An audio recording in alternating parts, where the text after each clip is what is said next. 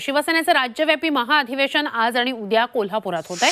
कोल्हापुरातील महासैनिक दरबार इथे हे अधिवेशन होणार आहे। थोड्याच वेळात मुख्यमंत्री एकनाथ शिंदे यांच्या हस्ते अधिवेशनाचं उद्घाटन होणार आहे। 2 दिवसांचं हे अधिवेशन 3 सत्रात चालणार आहे। त्यानंतर उद्या संध्याकाळी गांधी मैदान इथे मुख्यमंत्र्यांची या अधिवेशनाच्या निमित्तानं जाहीर सभा होणार आहे।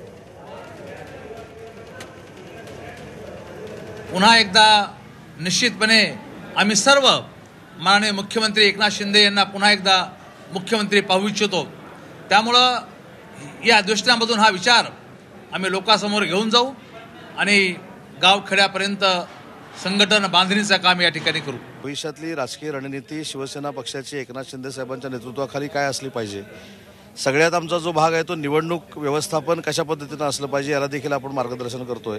राजकीय ठराव होतील, सामाजिक ठराव होतील। कट्टर शिवसैनिकांचा हा मेळावा आहे आणि पुढच्या इलेक्शनला कसं सामोरं जावं यासाठी अनेक नेते, प्रवक्ते, त्याचप्रमाणे बाहेरून आपण काही प्रवक्त्यांना बोलवलंय। यांचा नक्कीच इथे चर्चा होणार आहे, त्यांचं उद्बोधन होणार आहे।